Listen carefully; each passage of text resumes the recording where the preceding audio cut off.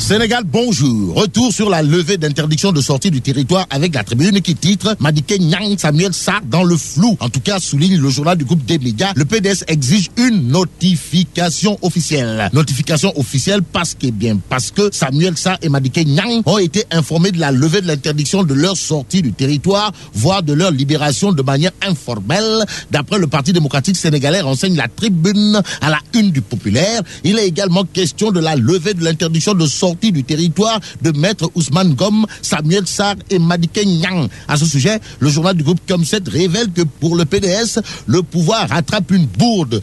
Est-il question de bourde monumentalement monumentale? En tout cas, il est écrit dans le Populaire que selon les libéraux, c'est parce que Macky Sall a fait voyager avec lui Maître Ousmane Ngom, pourtant concerné par cette mesure administrative, que l'interdiction illégale de sortie de territoire a été levée. Lever une équivoque sur la question, c'est ce que fait Réumi Quotidien. À la une du journal, on peut en effet lire autorisation de sortie du territoire des libéraux.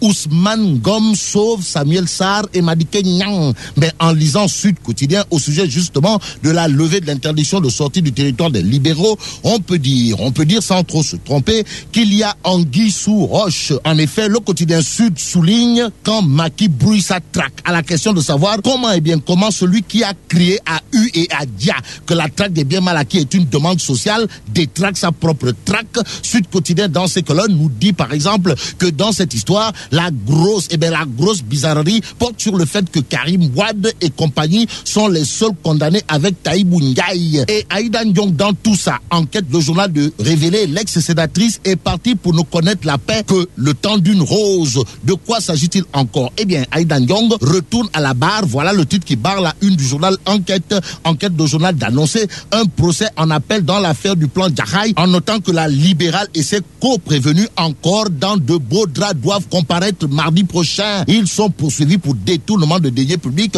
portant sur 20 milliards de francs CFA, précise Enquête le journal. Le journal La Tribune reparle de l'affaire Fada Modou Diagne contre tout le PDS au sujet de la présidence du groupe parlementaire de l'opposition. Et là, on peut lire dans La Tribune, il pose 3 conditions pour son départ de la présidence. Fada Modou Diagne ne veut pas, alors là, pas du tout se faire remplacer par Aïda Mbodj, la lionne du Baol. Ça veut dire quoi? Eh bien, ça veut tout simplement et tout bonnement dire que Fada est têtu, car ne voulant pas exécuter la décision de Abdoulaye Wade. Voilà ce qu'on retient en lisant La Tribune. Le Populaire, au même moment, renseigne suite de l'exclusion du leader des frondeurs. Fada lui sert une deuxième sommation. Oumar Sarr Dagana reste muet comme une carpe, sage comme des images. L'As quotidien nous informe que certains hauts responsables de l'ex-FNPJ ne le sont pas. En atteste le détournement de deniers publics portant sur l'affaire du trou de 66 millions à l'ex-FNPJ, révélé par l'As quotidien ce matin. Ce matin, le journal nous informe que l'ex-DAF et l'ancien chef comptable du FNPJ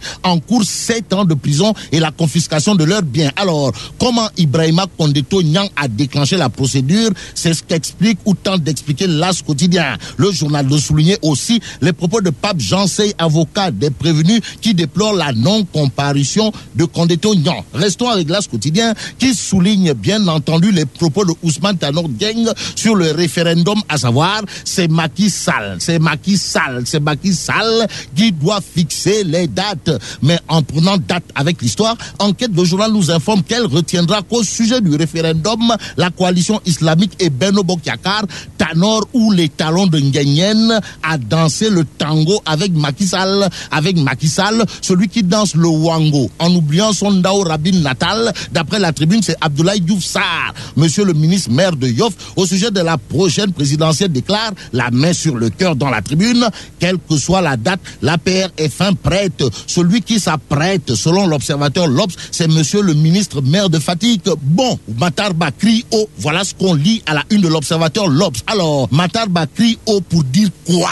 Eh bien, pour dire dans le journal du groupe Futur Média qu'aucun parti politique ne peut gagner seul des élections tout en soutenant que Macky Sall ne s'accroche pas à Beno Bokk Yakaar. Au sujet du référendum, Matar Ba, dans l'Observateur L'Obs, soutient que ce n'est pas une question d'intérêt national. Monsieur le ministre maire de Fatick est-il en train de singer ceux qui complotent pour le renvoi du référendum au calendre grec? Bref, avoir une tête de Turc, c'est probablement l'air que fera le ministre Mankeur Ndiaye en lisant Le Témoin. Le journal révèle que l'ami intimement intime du ministre Mankeur Ndiaye, Alpagé Atouba. Et c'est tout haut que Le Témoin parle d'infrastructure en révélant le coup de baguette de Macky Sall sur Diamniadio. Terminons avec Le Populaire qui parle de dispute avec un homme pour une histoire de branchement clandestin. Le nouveau marié se fait arracher ses bijoux de famille. Alors, qui perd réellement dans cette histoire? C'est la question. En tout cas, pour un nouveau marié qui se fait arracher ses bijoux de famille, il n'y aura pas de bourse de sécurité familiale. Vive le Sénégal!